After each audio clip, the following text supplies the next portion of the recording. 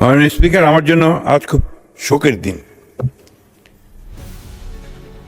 Barrister speaker, সাবেক speaker Jamiruddin সরকার সাহেব, তিনি আমার কাছে একজন অত্যন্ত পরম আত্মীয় ছিলেন।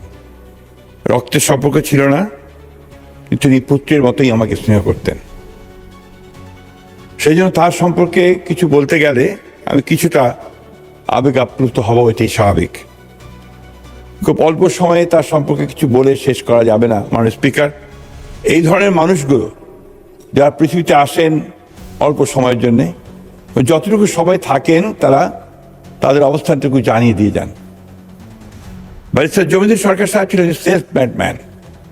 নিজের মেধা দিয়ে তিনি বড় হয়েছেন, লেখাপড়া করেছেন, সুদূর যুক্তরাজ্যে গিয়ে লিঙ্কনস ইন থেকে ব্যারিস্টার হয়ে এসেছেন এবং তারপরে তার কর্মজীবনে তিনি কখনো পিছনে ফিরে তাকাননি। ব্যারিস্টার জমিরুদ্দিন সরকার সাহেব এমন একটা জনপদের মানুষ, যে জনপদটি স্পিকার অত্যন্ত দরিদ্র লোকের বাস, কিন্তু এই মানুষগুলোর কাছে অত্যন্ত জনপ্রিয়। তারা এখনো তাকে মনে করে যে ব্যারিস্টার জমিরুদ্দিন সরকার তাদের অভিভাবক, সেভাবেই তারা তাকে চেনে। কোনোদিন কোনো নির্বাচনে পরাজিত হননি। সাধারণ মানুষের অতি প্রিয় ওই মানুষটি শুধু উত্তরবঙ্গের ওই সুদূর উত্তরে নয়, ঢাকাতেও কিন্তু তিনি নির্বাচিত হয়েছিলেন মাননীয় স্পিকার। তার সারা জীবনে তিনি যখন যেখানে কাজ করেছেন পরম নিষ্ঠা, আন্তরিকতার সঙ্গে কাজ করেছেন। ছাত্র জীবনে বাম রাজনীতির সঙ্গে জড়িত ছিলেন।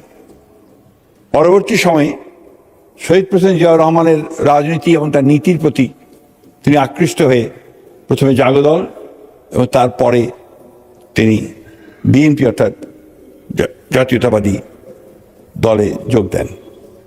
একটা প্রতিষ্ঠা লগ্ন থেকে তিনি ছিলেন এবং বারবার তিনি তার নেতৃত্বে ছিলেন, স্থায়ী কমিটির সদস্য ছিলেন এবং যতবার বিএনপি সরকার গঠন করেছে ততবার তিনি মন্ত্রী ছিলেন মাননীয় স্পিকার। এই মানুষগুলো অত্যন্ত সঠিকভাবে আমাদের ব্যারিস্টার খোকন বলেছেন যে এরা নিজেরা একটি প্রতিষ্ঠান। আইনের ক্ষেত্রে তিনি একটি প্রতিষ্ঠান। আইনের প্রতি তার যে, আইনের শাসনের প্রতি তার যে অবিচল আস্থা, গণতন্ত্রের প্রতি তার যে অবিচল আস্থা, এটা আমরা খুব কম দেখেছি মাননীয় স্পিকার। কতগুলো বিষয়ে তিনি একেবারে আপোষহীন ছিলেন। সেই বিষয়গুলো ছিল যে গণতান্ত্রিক রাষ্ট্র ব্যবস্থা, গণতন্ত্রের চর্চা এবং গণতান্ত্রিক প্রতিষ্ঠানগুলোকে গড়ে তোলা। অন্যদিকে আইনের ক্ষেত্রেও তিনি একইভাবে ছিলেন। তিনি একদিকে ইতিহাসের ছাত্র ছিলেন, সাহিত্যের ছাত্র ছিলেন, পরে আইনের পেশাকে বেছে নিয়েছিলেন আইনজ্ঞ হিসাবে। যে কোনো বিষয়ে তিনি অবলীলায় অনেকক্ষণ ধরে কথা বলতে পারতেন, উন্নত জ্ঞান ও গর্ব বক্তব্য রাখতে পারতেন। আমাদের সকলের কাছে তিনি অনুসরণীয়।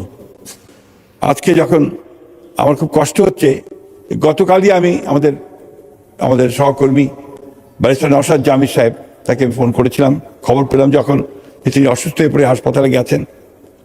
আমি যখন তাকে জিজ্ঞেস করলাম, তিনি আমাকে জানেন একটু শরীরটা খারাপ হয়েছে, আমরা হাসপাতালে নিয়ে এসেছি। তখন অনেক রাত হয়ে গেছিল, প্রায় 10টা। তা আপনি কালকে সকালে আসেন। সেই সকাল আর আসেনি মাননীয় স্পিকার। 4:15 তিনি চলে গেছেন। এই জন্য আমার নিজেকে অপরাধী মনে হয় যে আমি শেষ সময়টুকু তাকে দেখতে যেতে পারিনি। আজকে তিনি আমাদের ছেড়ে চিরকালের জন্য চলে গেলেন। এই পার্লামেন্টে তার অনেক স্মৃতি। এই পার্লামেন্টে অনেক কর্মকর্তা আছেন, কর্মচারী আছেন যাদের চাকরি হয়েছিল তার সময়। তারা দেখা হলেই বলে যে স্যার ব্যারিস্টার জমির সরকারের হাতে আমাকে চাকরি দিয়েছেন। এটা সবাই তারা আমাকে এটা বলেন, অনেক সময় বলেন। আমি তার বিদেহী আত্মার মাগফিরাত কামনা করছি। পরম করুণা আল্লাহ তাআলার কাছে এই দোয়া চাইছি যে আল্লাহ তাআলা তাকে যেন বেহেশতের সর্বশ্রেষ্ঠ স্থানগুলোর মধ্যে একটিতে তাকে স্থান দেন। তার 3 সন্তান, 3টি আইনের ছাত্র। তার বড় মেয়ে যুক্তরাষ্ট্রে তিনি আইনের কাজ করেন, কাজ করছেন। ব্যারিস্টার নওশাদ জমির, তিনি আমাদের সহকর্মী, তিনিও সুপ্রিম কোর্টে কাজ করছেন। তার ছোট ছেলে নওফেল, তিনিও আইনেরই ছাত্র। অর্থাৎ আইনের প্রতি তার যে ভালোবাসা, এটা ছিল তার আন্তরিক। সন্তানদেরকে তিনি সেভাবেই ভালোবাসা দিয়ে তৈরি করেছেন।